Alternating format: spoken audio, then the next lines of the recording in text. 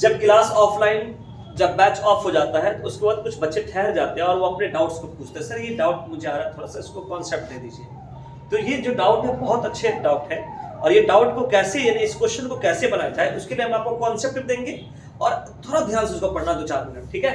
सवाल कह रहा है, सवाल का मामला समझ लीजिए, जज्बात समझ लीजिए।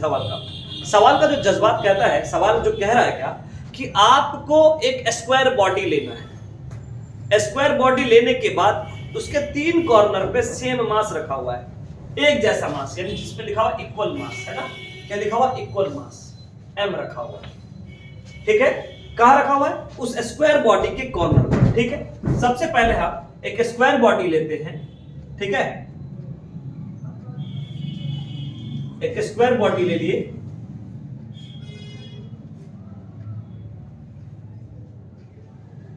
ठीक है, मान लीजिए स्क्वायर बॉडी है, इसके 3 कॉर्नर पे मास रखा हुआ है, सेम मास m m और m, ठीक है।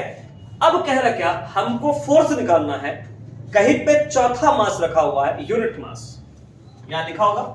क्या हमको कैलकुलेट करना फोर्स ऑफ अट्रैक्शन, कहां से मालूम करना है? तो 4th कॉर्नर पे यूनिट मास रखा हुआ, हमने मान लिया m, ठीक है, हमने मान लिया यूनिट मास m मान लिया। और यूनिट मास का मतलब क्या होता है कि एक m की वैल्यू 1 हो जाए, ठीक है। तो इस कॉर्नर से हमारा फोर्स ऑफ अट्रैक्शन निकालना है। तो चलिए हम ध्यान से पढ़ते हैं कि, और दूसरी चीज यह है कि स्क्वायर बॉडी है जिसका साइड कितना दिया रखा है, a और a और a।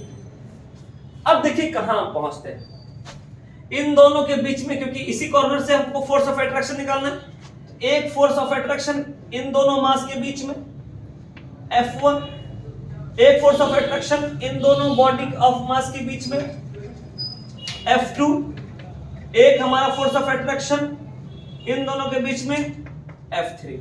यानी पता चला इस कॉर्नर से हमारा 3 डायरेक्शन में आपका फोर्स ऑफ अट्रैक्शन लग रहा है। तो बताइए कि इस कॉर्नर पर टोटल फोर्स कितना लग रहा है इस कॉर्नर से। तो चलिए हम लोग एक एक करके निकालते हैं। पहले F1 फोर्स निकाल लीजिए। F1 यानी फोर्स ऑफ ग्रेविटेशनल फोर्स का फॉर्मूला होता है G M1 M2, दोनों के बीच का डिस्टेंस क्या है, a, तो a स्क्वायर, क्योंकि आप फॉर्मूला जानते हैं G M1 M2 by R square. अब देखिए ये दोनों मास सेम है, तो ये दोनों मास भी सेम है, तो तीसरा फोर्स भी हम निकाल ही लेते हैं F3। तो क्या हो जाएगा, G M1 M2 बाय दोनों के बीच का डिस्टेंस का स्क्वायर। ये दोनों मास हो गया। पता चला कि हमारे पास एक फोर्स इस डायरेक्शन में लग रहा था F1, और एक फोर्स लग रहा था इस डायरेक्शन में F3 लग रहा था। तो ये दोनों, जब याद रखना, जब अलग अलग डायरेक्शन में अगर हमारा फोर्स लगेगा, इस डायरेक्शन में फोर्स लग रहा है और इस डायरेक्शन में लग रहा है, तो इन दोनों को निकालने के लिए रिजल्टेंट निकालना पड़ता है। तो रिजल्टेंट फोर्स कैसे निकालते हैं? तो ये दोनों के बीच का जो लाइन होता है रिजल्टेंट कहते हैं। आपको पढ़ाए होंगे जब वेक्टर में, तो रिजल्टेंट फोर्स किस फोर्स को कहते हैं, या रिजल्टेंट लाइन किस लाइन को बोलते हैं? टेंजेंट की लाइन को रिजल्टेंट लाइन कहते हैं, आपका हाइपोटेन्यूज की लाइन को रिजल्टेंट लाइन कहते हैं, मैग्नीट्यूड की लाइन को रिजल्टेंट लाइन कहते हैं, ठीक है। तो ये रिजल्टेंट लाइन है। तो ये हमारा h की लाइन है, तो आपने पढ़ा होगा हाइपोटेन्यूज या रिजल्टेंट की लाइन अंडर रूट, ठीक है, p square plus b square. मतलब हमारे पास ये हमारा मान लेते हैं p है और ये p है। तो हम कैसे निकालेंगे? रिजल्टेंट के लिए FR बराबर under root F1 square plus F2 square, F3 square, sorry. अब यहां पे देखा जा रहा है क्या कि हमारे पास यहां पर इजी है।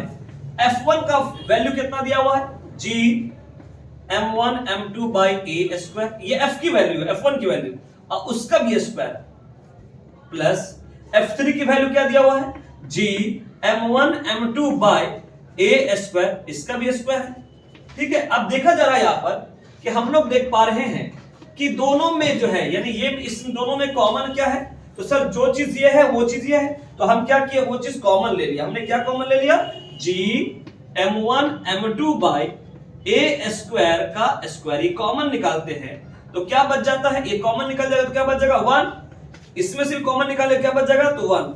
अब देख पा रहे होंगे, सवाल को थोड़ा ध्यान से समझना, देख पा रहे होंगे कि हमारा जो रिजल्टेंट फोर्स निकल रहा है जिसपे स्क्वायर होगा वो टर्म क्या होगा, रूट से बाहर चला जाएगा, तो क्या निकल गया बाहर, G M1 M2 बाय ए स्क्वायर और क्या बच गया √2। तो पता चला कि हमारा जो F1 और F2 का जो मिड की जो लाइन है, रिजल्टेंट लाइन है, वो इस लाइन के बराबर है। इसका मतलब है ये F2 वाली लाइन भी है और ये रिजल्टेंट की लाइन भी, जो इन दोनों को सॉल्व करके आए। ठीक है, चलिए हमने ये निकाले FR, ये आपको अभी निकला है। ये FR जो है रिजल्टेंट फोर्स जो है F1 और F2 को F3 को निकालने का है। अब अगला कॉन्सेप्ट आता है हमको कि हमको F2 निकालना है, इन दोनों के बीच का फोर्स। तो चलिए सबसे पहली बात यह है कि इसका डिस्टेंस मालूम, लेकिन इन दोनों के बीच का डिस्टेंस नहीं मालूम है। तो क्या करना पड़ेगा, एक छोटा सा हम डायग्राम ड्रॉ कर लेते हैं। ठीक है, ये साइड ए है, ये साइड ए है, ये भी साइड ए है, साइड ए है हमारा। तो इन दोनों के बीच की दूरी कैसे निकालेंगे? तो आपको पता है ना, ये आपको मान लीजिए इसको इधर से देखते हैं तो ये हमारा परपेंडिकुलर, ये हाइपोटेन्यूज। तो इसका फॉर्मूला क्या हो जाएगा हमारे पास, कैसे निकालेंगे? ऐसे निकालेंगे हम लोग कि अंडर रूट, हम किसका दूरी निकाल रहे हैं, ये निकालना है, यानी डायगोनल का जो डिस्टेंस वो निकालना है। अंडर रूट ए स्क्वायर प्लस ए स्क्वायर क्या हो जाएगा, √2a का स्क्वायर बराबर क्या हो गया, √2a स्क्वायर है, a के ऊपर स्क्वायर है तो स्क्वायर का रूट क्या होता है, हट जाता है, तो √2a। मतलब हम लोग का जो दूरी आया, इन दोनों के बीच का जो डिस्टेंस आ रहा है तो वो कितना आ रहा है, √2a आ रहा है। ठीक है, कितना आ रहा है हमारा, √2a। तो चलिए हम लोग इन दोनों के बीच का m और m के बीच का फोर्स निकालते हैं। तो F2 फोर्स क्या हो जाएगा, G m1 m2 by r square, यानी r का मतलब क्या, डिस्टेंस, इन दोनों के बीच का डिस्टेंस कितना है, √2, इसका स्क्वायर लिख देंगे। ठीक है, स्क्वायर लिखेंगे तो कितना आ जाएगा हमारे पास, F2 की वैल्यू आपको आ गया G m1 m2 bye 2a का स्क्वायर। आपको सेकंड फोर्स भी निकल गया, F2 भी निकल गया। अब पता क्या चला कि एक ही डायरेक्शन में, क्योंकि इन दोनों को सॉल्व करके तो ये आ गया हमारा रिजल्टेंट जो प्रोसेस है, लेकिन ये जो यानी ये जो फोर्स निकाले F2 निकाले हैं, ठीक है, वो आपका डायगोनल का हमारा फोर्स निकला इन दोनों के बीच का। F2 भी इसी डायरेक्शन में है और इन दोनों को जो सॉल्व किया तो इसका रिजल्टेंट भी उसी डायरेक्शन में। जब डायरेक्शन सेम होता है, F2 FR भी इसी डायरेक्शन में। याद रखना, जब डायरेक्शन सेम होगा तो हमारा पास रिजल्टेंट नहीं निकालेंगे, डायरेक्ट ऐड कर देंगे। जब दोनों डायरेक्शन सेम, एक ही डायरेक्शन में फोर्स लग रहा है, इन दोनों के यानी इसी में फोर्स लग रहा है, FR भी लग रहा है और F2 भी लग रहा है, तो हम सीधा सीधी क्या करेंगे, जोड़ देंगे। तो क्या कैसे जोड़ेंगे, तो हमारा F बराबर क्या हो जाएगा, F बराबर क्या हो जाएगा, FR प्लस F2। तो देखिए हमारे पास फोर्स आ गया, FR की वैल्यू क्या हमारे पास, G m1 m2 by a square into √2 plus F2 की जो वैल्यू आ रहा है G m1 m2 by a square. ठीक है, इसमें से देखिए कुछ कॉमन आ रहा होगा, G कॉमन आ रहा है क्या, G m1 m2 by a square common आ रहा है, इसमें भी है और इसमें भी है। तो इसमें क्या बच जाएगा, √2, इसमें क्या बच जाएगा 1, सॉरी इसमें 2 भी लिखा हुआ 2a स्क्वायर, तो 1/2 बच जाएगा, क्योंकि हमने F2 की जो वैल्यू है वो हम गलत लिख दिए थे। तो हमारा क्या हो जाएगा, यहाँ पर याद रखिएगा 2a स्क्वायर था, तो इसमें से G m1 m2 by a square बाहर निकाल देंगे तो क्या बचेगा 1/2। अब देखिए आपने पढ़ा था सर यहाँ पे आंसर मैच कर रहा, तो नहीं मैच कर रहा, क्यों, क्योंकि यहाँ पे सवाल में मास जो दिया हुआ यूनिट मास, यानी m की वैल्यू क्या लेना है, 1 लेना है। तो चलिए हम लोग आगे बढ़ते हैं, ये लास्ट हमारा लाइन है हमारे पास, m की इफ m बराबर 1, क्यों, क्योंकि सवाल में दिया हुआ यूनिट मास, और यूनिट मास का मतलब क्या, मास की वैल्यू कितना होना चाहिए, 1 होना चाहिए।